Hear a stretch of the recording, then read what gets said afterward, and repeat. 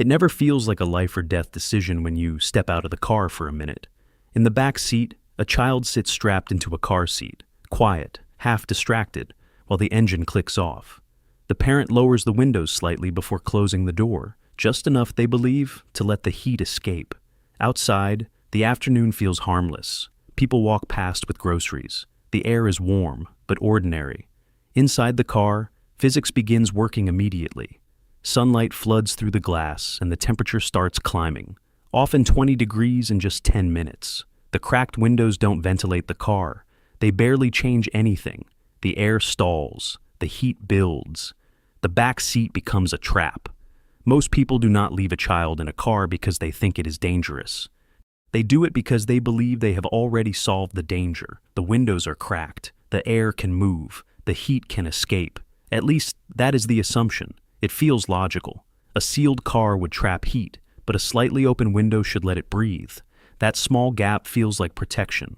A quiet safety measure that turns a risky moment into a manageable one. But a parked car does not behave like a ventilated room. When sunlight passes through the glass, it strikes the interior surfaces and converts into heat that cannot easily escape. The air inside the cabin barely circulates, even when the windows are partially open. So, the temperature keeps rising. According to safety researchers, cracking the windows or parking in the shade changes the interior temperature only slightly. The car still heats up, fast, and the protection people trust the most is almost meaningless. The danger does not come from the sun alone. It comes from what the car does with that sunlight once it gets inside. Light pours through the windshield and side windows, spreading across the dashboard, the seats, the plastic trim. Every surface absorbs it. Every surface begins turning that light into heat. At first, nothing seems dramatic. The cabin just feels a little warmer than the air outside. But the heat has nowhere to go. The glass lets sunlight enter easily, yet the warmth it creates struggles to escape. The vehicle begins behaving less like a ventilated space and more like a greenhouse sitting in the sun. Within minutes, the air temperature starts climbing. By 10 minutes, the interior can already be about 20 degrees hotter than the world outside the car. And it keeps rising. The seats warm first. Then the air itself starts to feel heavy. The entire cabin slowly tightens into something closer to an oven. People imagine a cracked window will release that heat.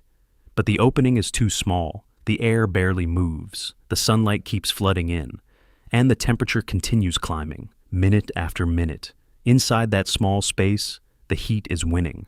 What makes this situation truly dangerous is not just the rising heat inside the car.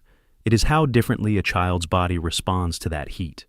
Adults often assume that if the environment feels uncomfortable, the body will adapt for a while. Sweat begins, breathing changes. The body tries to cool itself. But children do not regulate heat the same way. A child's body temperature rises far faster than an adult's, in many cases, 3 to 5 times faster. Their smaller bodies absorb heat quickly, and their cooling systems are far less efficient at pushing that heat back out. Inside a parked vehicle, that difference becomes critical. As the cabin warms, a child cannot move freely to escape the hottest surfaces. They are strapped into a car seat, surrounded by upholstery and plastic that are absorbing the same sunlight heating the air. The environment tightens around them. Their body temperature begins climbing with the cabin. And unlike an adult, they cannot open a door. They cannot step into the shade. They cannot escape the heat building around them. They are completely dependent on the person who closed the door. What makes these tragedies so unsettling is that they rarely begin with recklessness. They begin with a small, confident calculation. Just a minute. A quick stop inside the store, a short line at the counter, something that feels too brief to matter. The windows are cracked. The air outside does not feel extreme. Everything about the situation appears manageable. That quiet confidence is the instinct people rely on. But the human brain is terrible at judging slow, invisible threats, especially when nothing looks immediately wrong. From outside the vehicle, the day still feels mild. The parking lot is calm. The car looks exactly the same as it did a few minutes earlier. Inside, the conditions are changing far faster than anyone standing outside can sense. The temperature keeps climbing, the air keeps thickening, and the dangerous part is that the parent walking toward the store still believes they solved the problem. Just a small gap in the window, just enough air, just a minute. Sometimes that minute is all it takes. What makes this danger so deceptive is how normal everything looks from the outside. The day does not have to feel brutally hot. In fact, many deadly hot car incidents happen on days people would simply call warm. 60 or 70 degrees outside can still create lethal conditions inside a parked vehicle, because the car does not warm slowly, it surges. Within minutes, the temperature inside can climb dramatically, even while the air outside still feels comfortable on your skin.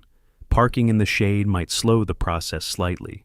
Cracking the windows might release a tiny amount of air, but neither stops what is happening inside the cabin.